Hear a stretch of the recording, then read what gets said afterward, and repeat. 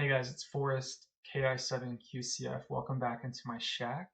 We are going to do a radio unboxing today, which I'm very excited about. It's been a long time coming. It's been over almost 3 months since I originally ordered this radio. So we're going to jump into it. If you're exclusively here for the magic of a YouTube unboxing, go ahead and fast forward a little bit because something I did want to do as part of this video is just show you the radios that I do have to date.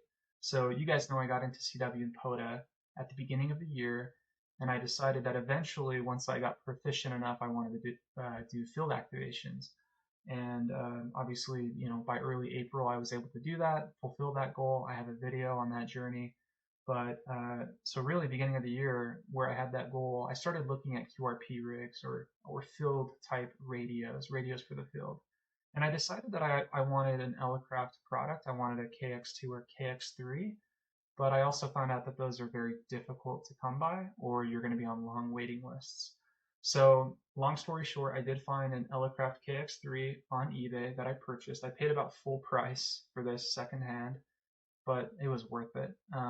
This is a great radio. It's been an awesome rig for me as I've done field activations, and it did come with a ton of extras.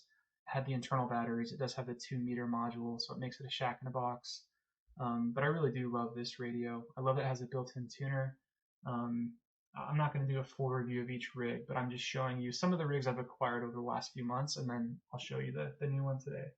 I then decided after getting the KX3 that I did want something smaller and more portable. That's when the QMXs caught my eye. I've done full videos on these. This is part of the CW budget build video that I did, where I feel like, and I still to this day maintain, this is the best value in ham radio QRP rigs and radios. For $100, you can build one of these. And I mean, this is my mid-band one. This covers 60 meters to 15 meters. That's just exceptional. And the user interface, it's incredibly intuitive. It's very easy to use, and it's extremely robust. I'm not going to talk too much more about that, but I do have two because they're so inexpensive. I just have the low and the mid. I have a high band being assembled. When I originally bought this rig, I bought it at the beginning of sometime in March. I don't remember when. I'm still 2 to 3 months out on getting my assembled one. In the interim, I worked up the courage and I built two. So for me to have the low, mid, and high band, I'm really excited about that. It's a rig. Today I did a put activation. I ended up making a 10-meter contact to my buddy Brent, KJ7RPL in Oregon. And I wouldn't be able to make that contact on either of these rigs because they don't cover 10 meters. So my assembled one is going to kind of complete the full band scope for these rigs, and they're so inexpensive. So really recommend that. I've met a lot of people that have this rig, or they're planning to build it, or they have a QCX Mini they've built, but I'm a massive fan of QRP Labs. The other two rigs I'm going to show you that I have, my hand was Forrest. I remember deciding that I really wanted to get a Pentech at some point down the road. I just thought they were cool. And then sometime in April, the owner, the creator of Pentech, announced his retirement, and it created a very short window of a few days or week where you could still acquire his product. I pulled the trigger immediately. I think it was Thomas K4SWL that did a blog post on it, but I got a Pentech TR45 Skinny. You guys have seen me do activations with this as well. I don't know a ton about radios. I don't know a ton about a lot of things, but I think this has the best receiver. I haven't had some of those really expensive. I think some of those Icon, or the Kenwoods, or some of these really expensive thousands of dollar kind of base station radios. Those have exceptional CW receivers. I think this thing in the field, like the signals I can hear if I mess with this notch tab or this notch control, this thing just blows me away. My only gripe with it is no matter what I do, I can't get my side tone volume turned down with this. Like if I want to hear certain signals, my side tone will blow my ears out. I'm probably doing something wrong. You guys could coach me up on that. Maybe the knob is just like, maybe there's something I could do with that switch or that control, I should say. But the Pentech TR45, absolutely love that. And then same story with the Mountain Topper. These are impossible to find. They did a very limited May 1st release, and I'm just one of the guys that was lucky enough to grab one. I had no idea they were being released right at noon Eastern on May 1st, but happened to snag one. I think they sold out in under 3 minutes, if not less time. And this is a great radio. There's a nostalgia to the Mountain Toppers. I think they're going to redesign the MTR3B. I will grab one of those. But yeah, I love having my POTA radios. I did my first ever SOTA activation with this by accident because I forgot the battery to my QMX and I brought a backup radio. But yeah, this is my collection so far. I'm doing POTA activations. You guys see me. I'm out there almost every day, and I love taking these out. I love QRP. And that brings us to the unboxing. So for those of you that stayed till now, thanks for your patience. But this is maybe the radio I've been the most excited to get, and we're going to get into it. So you guys can probably guess what it is. But it's been 3 months coming. I've been waiting for this radio.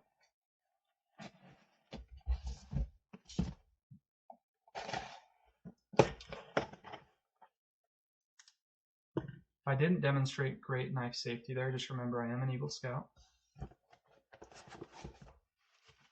That's a joke, by the way. Okay, what's going to give it away, guys?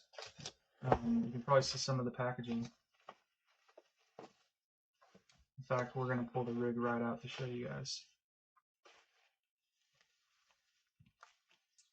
Oh yeah, that's pretty sweet. There it is, KH1. So my uncle John, K7CO, he regularly sends me pictures of him in the field with this rig.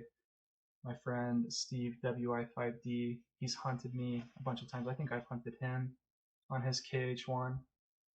But oh man, this thing is sweet. We're going to get into it a little bit, but I do get the Kenwood package. I think you kind of need to. So this radio, for context, I think it's $500 or $600, but for some of the things you're going to want to have included out in the field, gosh, you guys will have to correct me if I'm wrong. I think it's an internal battery. This does have an ATU built in. It actually does have the case in the Kenwood package. It's got the key. It comes with like the whip. It has the cover. I can't remember everything that's in the Kenwood package, but when I did some research, it was pretty evident that I wanted the Kenwood package. So, sorry, let me actually take it out of the wrap so you guys can get a better look. I feel really bad. I forget the name of the owner or the creator, CEO, founder of Lcraft. The gentleman that is in all their videos and announces their products. I had a chance to meet him at Hemvention, and Lcraft, as far as their organization goes, just exceptional customer service. I mean, I bought this Kx3 used, and I was just blown away every time I interacted with their team. Their customer support is just phenomenal. There's nothing better, like, you know, when you acquire a product and then you just receive exceptional support. I really feel that with Lcraft, and I will continue to acquire their products. And they're very innovative. They're very cool. I mean, the biggest thing that stood out to me at Hemvention is I could not believe how small this was. Like I want to try to like give you some type of reference. Like the QMX is a tiny rig. This thing is so tiny. And the Lcraft, I mean, it's pretty close. This thing, and it's so light. My QMX is, I wish I had a weight scale. This feels twice as heavy as the KH1. Now the KH1 is going to have some more stuff on it, like the antenna. It's going to have, you know, the tray for the log. It's going to have a key on it and some headphones plugged in, but still, this is shockingly light. I think there's probably a couple things I have too that are going to make it heavier. Yeah, you know, I think like this may not have the battery in it. This does say, this says battery charger. I'm pretty sure. Okay, so you know what, guys? It doesn't have the battery in there, but still, it is going to be very comparable in weight. I know when they designed this, they specifically designed it to be a lot lighter than the KX2, which the KX2 is, people are regularly operating that radio just in their hand. So I know that's how they designed it. Here's the tray it did come with. Here's my paddle. I would love, if any of you guys have advice on the paddle, I'm going to personally use it before I form any opinions.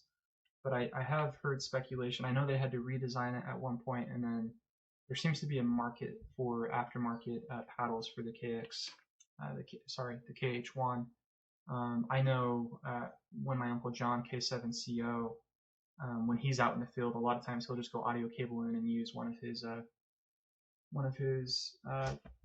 paddles. I did gift him an M5 paddle from Larry, NOSA N0SA. So I've seen my uncle John use this key with his KH1. You can use any portable key, but yeah, I gifted that to my uncle. He's a he pretty much inspired me getting into POTA CW. He does some, check out his video. His YouTube is John Fly. He does flight simulations and POTA activations. So yeah, and then there's the whip and the counterpoise. I would love to learn more about counterpoises. I've never really used them in the field. I wonder how important it is to use the counterpoise with the KH1. Like I know on my end-fed half-wave antenna, there's a nut for the counterpoise that I never use, and I've activated a ton of parks without the counterpoise. But if it increases, whatever it does, if you guys can explain that, I should just look it up and understand better. If it increases my odds of a contact, or if it betters propagation, if it lowers noise, is it just grounding? I don't really know. Let me show you guys this. So the Kenwood package does come with the case.